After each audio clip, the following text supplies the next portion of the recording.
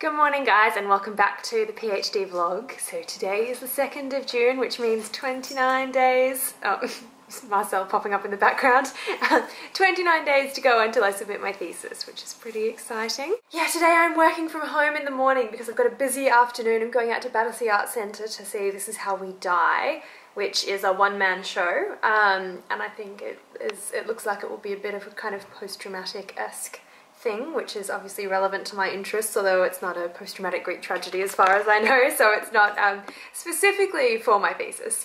Yeah, so that's what I'm doing this evening. I'm also hoping to possibly go to Royal Holloway in the afternoon to see my friend David and his theatre company perform an adaptation of The Bacchae. It's lunchtime now. I've finished the work that I wanted to do on chapter 4. I should spend the afternoon looking over chapter 4 and kind of doing a proofread and whatnot. But to be honest with you, I'm a bit bored of the chapter now, so I'm not going to. I'll come back to that on another day. But I think this afternoon, I've got a couple more hours before I need to head out to Royal Holloway, and I think I'm just going to maybe do some work on some job applications.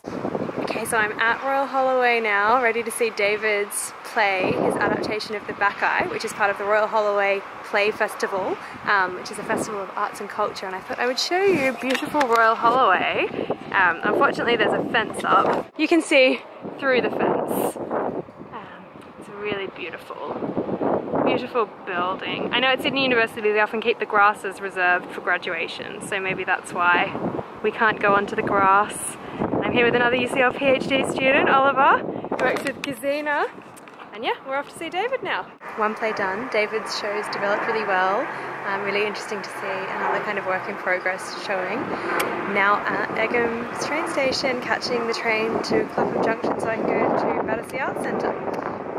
I know I'm a bit crazy going to 2 plays in one afternoon, but I'm home from my second play now. I've made pretty good time actually. It's 10:30 now, so it's not too much of a late night, even though I've been to the theatre twice in one day.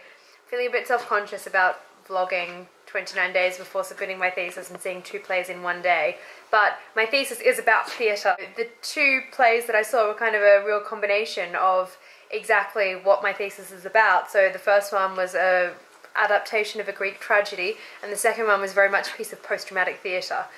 So although neither production is something that would be inside my thesis, it's kind of a conflation of the 2 types of theatre that I talk about. Excuse you. Marcel is giving his opinion on the vlog. He is. Actually, I mean, what do you mean that he is? He's not allowed on the bed. You can't see David's show anytime in the kind of next few days, but it will pop up again. It's still in development and it will be shown at a later date. But you can, however, go back to Royal Holloway if you're in London over the next 2 days. For June 3 and June 4, the play festival continues. And if you want to go and see This Is How We Die, which is the show that I saw at Battersea Arts Centre, that is on for quite a while, until the 13th of June, and they gave me a discount code. So if you enter mates rates at the checkout on the Battersea Arts Centre website, you can save £3 on tickets. There you go. It was a very, very cool show. It was very, very post-dramatic. So one-man show, and it was more about kind of the skill of the performer and kind of amazing verbal dexterity rather than kind of a linear narrative or anything. And I mean, Lehman talks about kind of one of the defining techniques of post-traumatic theatre being this kind of torrent of disconnected signifiers that surge at the audience member.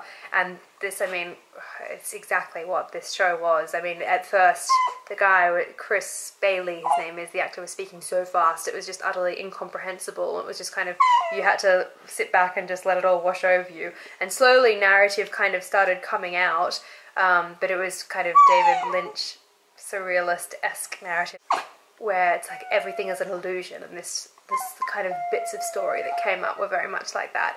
And then in the end, like, language just completely fails, and it's about like finding a different thing instead of language.